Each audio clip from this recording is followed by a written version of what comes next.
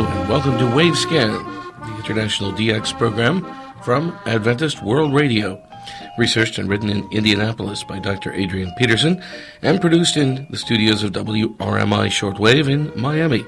I'm Jeff White, more or less back from a round of laryngitis. Today on Wavescan, we have Freedom at Midnight, the Pakistan radio story, and our Australian DX report.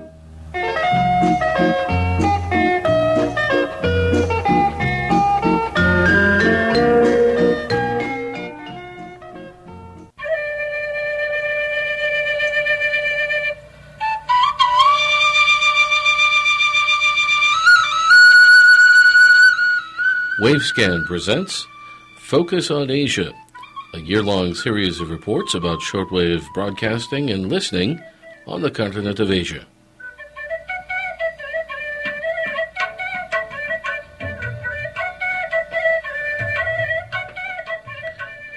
Freedom at Midnight is the title of a book researched and written by Larry Collins and Dominique Lapierre, and it tells the story of the partition of India into the two heavily populated countries, India and Pakistan. This book, with its meticulously detailed and factual information, presents the story of partition at midnight between Thursday, August 14th and Friday, August 15th in the year 1947. We have more in this report, prepared by Adrian Peterson and read by Ray Robinson of KVOH. This critical occasion ended the rule of the British Raj in India, and it provided independence for two nations, the ancient and historic India, now in its new form as the Union of India, and the equally ancient, though very new, Dominion of Pakistan, with its two territories, West and East Pakistan. Back in 1947, in West Pakistan as it was, or just Pakistan as it is now, there were only two radio broadcasting stations on the air, VUL in Lahore with 5 kilowatts on 1086 kilohertz, and VUP in Peshawar with 10 kilowatts on 1500 kilohertz. However, in addition, 3 more clandestine stations were on the air in Karachi, Peshawar, and in the border area between the two countries. This is the radio story for today here in the AWR DX program Wavescan, and we take these stations in chronological order. Back about 1.5 years before the epic events of Freedom at Midnight, there was a man from Pilibhit, up near the border with Nepal, by the name of Tahir Hussain. He owned a radio shop in Delhi, and he agreed to assemble a radio transmitter together with a power supply, and this radio broadcasting equipment was smuggled in 3 large fruit baskets into a house in Peshawar occupied by Sardar Abdur Rab. On April 24, 1946, this new clandestine radio broadcasting station was activated in the 70-meter band on 4285 kilohertz in another home in Peshawar. The programming that was broadcast over this mini radio station was intended to influence the vote in a coming local political election. The station was moved several times within Peshawar in order to avoid detection, and its short lifespan ended when the elections were over shortly afterwards. More than a year later, another unusual radio station was inaugurated in Karachi in anticipation of the official recognition of the new Pakistan in Freedom at Midnight. This semi-official, semi-clandestine station was set up in Karachi with the approval of personnel serving in the government of the Sindh province. The transmitter for this temporary radio station was assembled from equipment procured from junk shops in Karachi, and it was installed in the Akak Army Barracks at Malir on the eastern edge of Karachi. The first test broadcast from this new and temporary radio station took place on August 5th, 1947, a little over a week in advance of the critical partition day. 5 days later, this station launched into a schedule of regular broadcasting, and then on August 14th and 15th, the station presented a series of broadcasts in honor of Independence Day, with live programming made up of official speeches, commentaries, and music. 10 days later again, the station was closed. This temporary, semi-official, semi-clandestine station that was established illegally in Karachi during the last few days of authority under the Indian government was now declared illegal under the new government of Pakistan, and so it was no more. On Thursday, August the 14th, the All India radio station AIR-VUL in Lahore, with 5 kilowatts on 1086 kilohertz, was on the air with its regular slew of normal programming. At 11 p.m. on that fateful night, announcer Zahur Azhar made his final station announcement under All India Radio. And then, exactly at midnight, he played the new identification signal for the new Pakistan Broadcasting Service. This same announcer, Zahur Azhar, then gave the opening identification announcement for the Pakistan Broadcasting Service Lahore, a station with no official call letters at that time. The opening announcement in English was followed by a similar announcement in Urdu, the now official language of Pakistan, by Mustafa Ali Hamadani. Similar transition programming took place at the AIR relay station VUP in Peshawar, with its 10 kilowatts on 1500 kilohertz. Soon after 11 p.m. on August the 14th, Yunus Sethi made the final announcement on behalf of All India Radio. Soon after midnight, the opening announcement on behalf of the Pakistan Broadcasting Service was made in the Urdu language by Aftab Ahmed Bismil, and this was followed by a similar announcement in the Pashto language by Abdullah Jan Maghmoom. Quite soon after partition, Pakistan and India entered into an armed conflict over the princely state of Kashmir, and as part of the Pakistani War of Words, a mobile shortwave station was quickly assembled and inaugurated. An old World War II communication transmitter at 0.5 kilowatt was procured from a junk dealer, repaired, and installed with other equipment onto an army truck. A second truck carried the power generator. This mobile shortwave broadcasting station, installed into 2 trucks that were previously Indian Army vehicles, made its first test broadcasts on a tropical shortwave channel on April the 10th, 1948. A schedule of regular programming began almost a week later on April the 16th. Radio AKR, Azad Kashmir Radio, meaning Free Kashmir, moved around at times in the edges of Kashmir to avoid detection, and soon afterwards it was lodged behind a grove of pine trees at Trakal, a small village some 25 miles from the border. The small village of Trakal, as it was at the time, was a temporary capital for Pakistani Azad Kashmir. A temporary room was built at this isolated country location into which the studio equipment was transferred.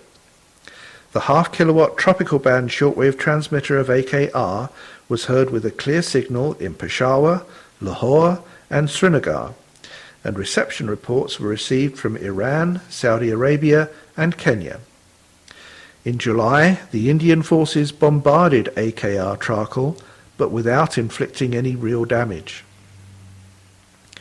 During the following year, a set of more professional equipment was obtained, the location was changed for the original 0.5 kilowatt tropical band transmitter, and AKR Trakal was redubbed Rawalpindi 3.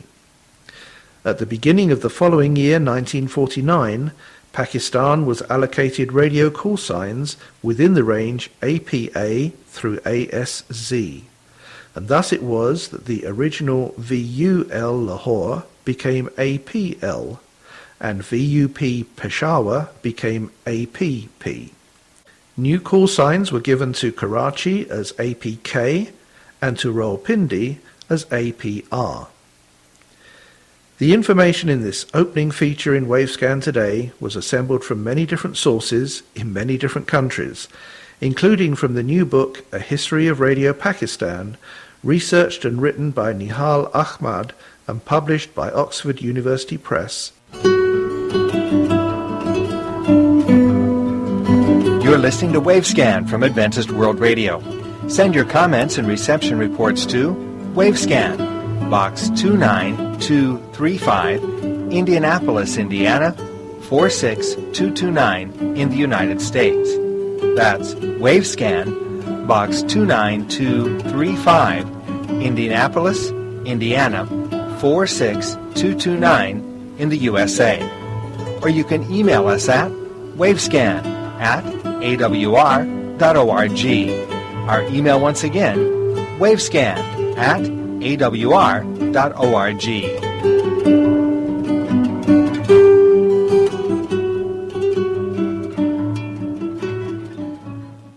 From Africa, we have news from the Danish Shortwave Club International, thanks to Anker Petersen, about the return of ELWA, legendary shortwave station from Monrovia, Liberia. It's on 4760 kilohertz, noted at 0634 to 0702 UTC on January 7th, in English with several Christian messages and Bible teachings. At 0638 and 0647, a mention of Back to the Bible. At 0701, an invitation to download the preceding message from their website. Poor reception noted by Harold Sellers in Ontario. Also heard at 2110 to 2150 UTC on January 12th with vernacular talk, but mostly hymns by a choir. Poor reception heard best in upper sideband by Anker Petersen in Denmark. Also heard at 2240 to 2305 UTC, January 6th. This was a tune-in from Mauno Ritula's Perseus site in eastern Finland. It sounded like news in English to 2245 UTC, an announcement and gospel vocals. A decent signal at S2, improving slightly to S3 with an overall rating of 25532. After 2300, interference from Tajikistan on 4765, and an occasional utility just below 4760 increased. This should be audible in east coast of North America at this time, and if they're on at the nominal sign-on of 0600 in west coast of North America as well, says Bruce Churchill in California in DX Explorer. Greetings to shortwave enthusiasts around the world. This is Bob Padula in Melbourne, Victoria, Australia, with another edition of the Australian DX Report. These magazines provide news of shortwave broadcasting stations, monitoring summaries, propagation news, and other information concerning world international broadcasting. As I start to remind you that full detailed QSLs are available for correct reports received for these episodes. The address will be given at the end of the program. And a note that all times, days and dates given in our episodes are in UTC, and we use the 24-hour time system. The episodes are compiled from resources made available by the Electronic DXpress Radio Monitoring Association, which is based here in Melbourne. News about solar activity starts our program this time as usual. Listeners to our program in recent weeks will remember that I announced that the level of solar activity had unexpectedly increased to a very high level. In fact, the highest level for this sunspot cycle number 24. And it was anticipated that this might be the forerunner to a secondary peak for cycle 24. However, notwithstanding that, solar activity has now dropped to a very low level, one of the lowest levels for the present cycle. So we have some irregularities there with what the sun is doing in terms of its activity. The latest information from the Ionospheric Prediction Service indicates that solar activity is now classified as very low. The 10.7 centimetre solar radio flux has dropped to 126, that's 126, and the daily equivalent smooth sunspot number has fallen to 7979. And those figures are not expected to change significantly in the immediate future. So it seems as though we're back to the situation which we had 2 or 3 weeks ago, with low levels of solar activity and poor propagation over long distance paths, that's long haul paths over darkness or semi-darkness routes on frequencies above about 14 megahertz. Now, some information concerning shortwave station news. First of all, WRMI, or Okeechobee in Florida, is now using a rather unusual frequency. It's 7730. That's actually 38 metres. It's scheduled 1800 to 2000 with Overcomer Ministry programs and 2000 to 2100 with WRMI content. Rather good signals here in Melbourne, long path across Asia. Now also in Melbourne we've been having quite good reception during our morning period in the 9 MHz band in the pre-dawn window. And some notable occupancies included Bible voice broadcasting via the Kostinbrod, Bulgaria transmitting site, WHRI via Longpath, and the Overcomer Ministry using the Palau transmitter. Now here's the summary of some of the items I noted recently. In the window, 1730 to 1800 unless I indicate otherwise. 9810 and 9830, two frequencies for China National Radio Network 1. 9835, Radio Television Malaysia at Kajang, with relay of one of the local services in Malay. 9840 USA WHRI in English, that's Longpath, unusual reception for so early in the day, at signing on at 1800. 9870 the Saudi Arabian Broadcasting Service at Riyadh with its Arabic programming. 9875 North Korea, Voice of Korea in French, and also on 9890 in Arabic, and the Arabic service signing off at 1758. And on 9915 the BBC from the Wolferton station in England with English, opening its transmission at 1800. 9930 the Overcomer Ministry from the Koror Palau transmitting site, that's the relay station in English. And 9940 Radio Thailand at Udon, very good signals with Thai, signing on at 1800.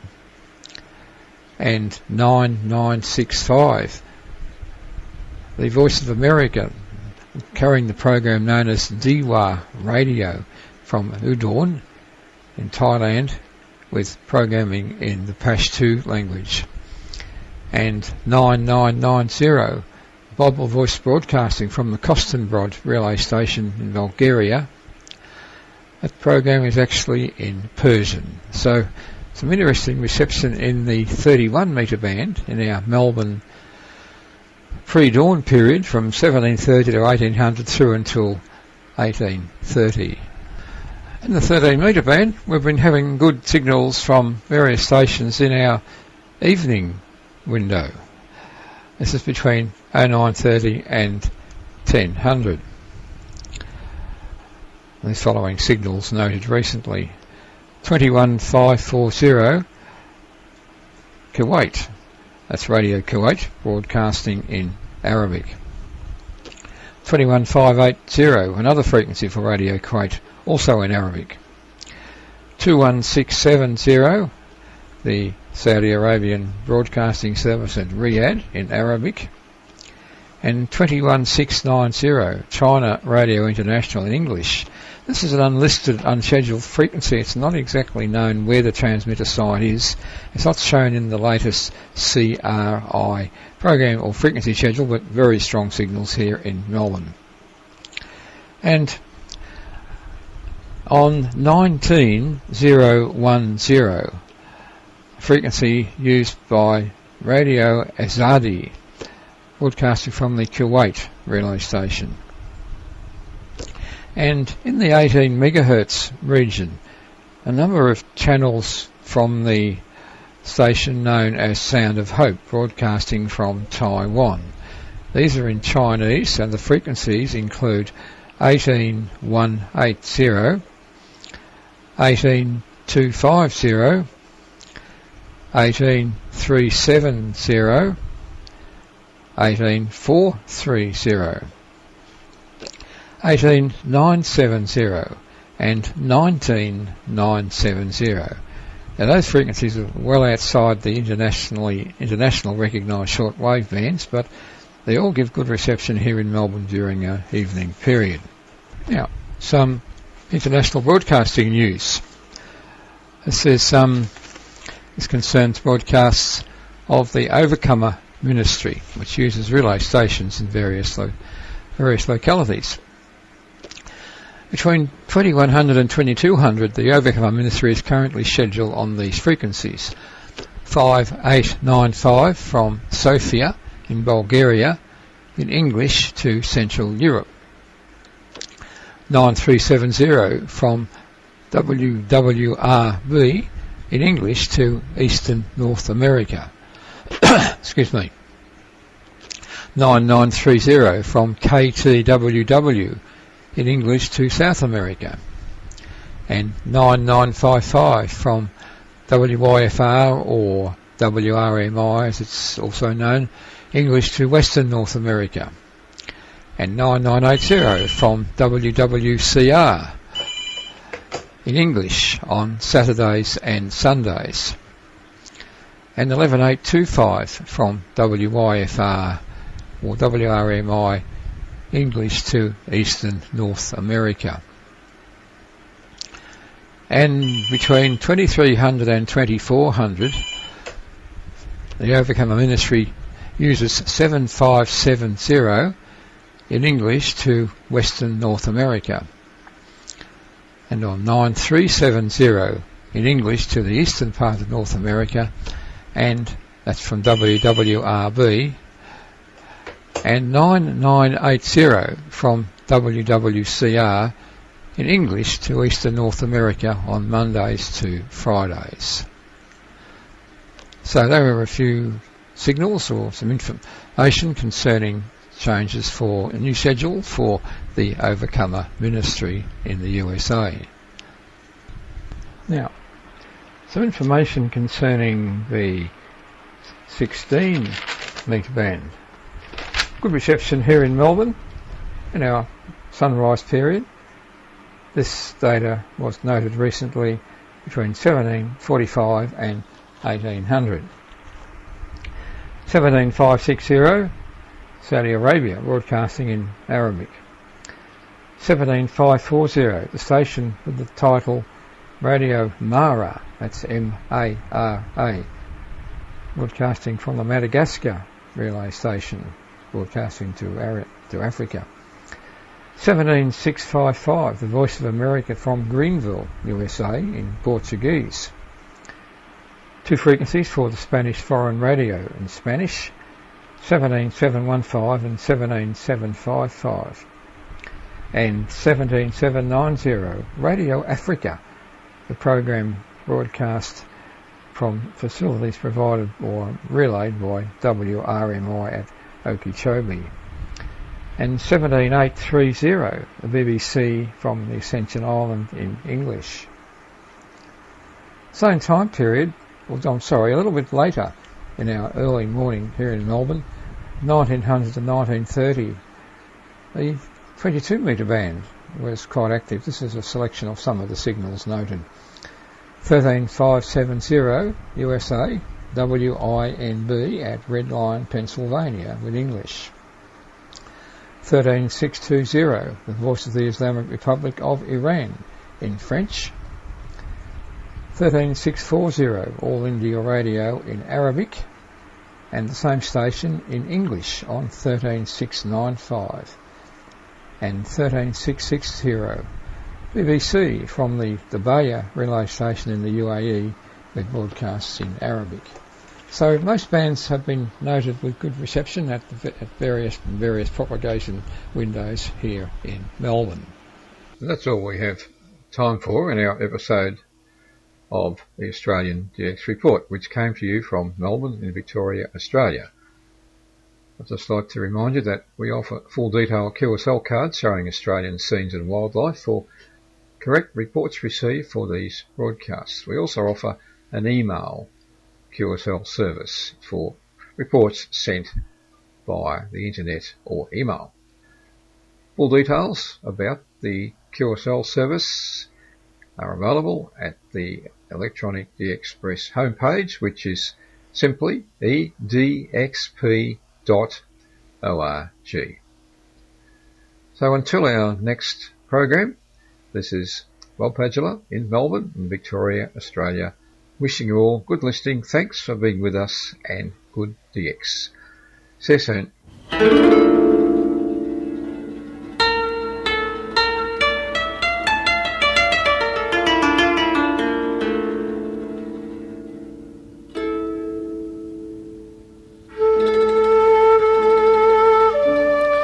We end Wavescan today with some music from Japan. Thanks for listening to Wavescan, the international DX program from Adventist World Radio. Researched and written in Indianapolis by Dr. Adrian Peterson. Next week, a special program about 4 2014 publications. Jerome Berg, the early shortwave stations. The World Radio TV Handbook 2014 edition. Dr. Bruce Carty, Australian Radio History. And the 2014 QSL calendar from Germany. Also, we'll have our Japan DX report. 2 QSL cards are available for your reception reports on Wavescan, one from AWR, another from WRMI. You can send your reports to Wavescan, Box 29235, Indianapolis, Indiana, 46229, USA. That's Wavescan, Box 29235, Indianapolis, Indiana, 46229, USA. You can also email us at wavescan@awr.org. That's wavescan@awr.org. I'm Jeff White at WRMI in Miami. Till next week, good listening, everyone.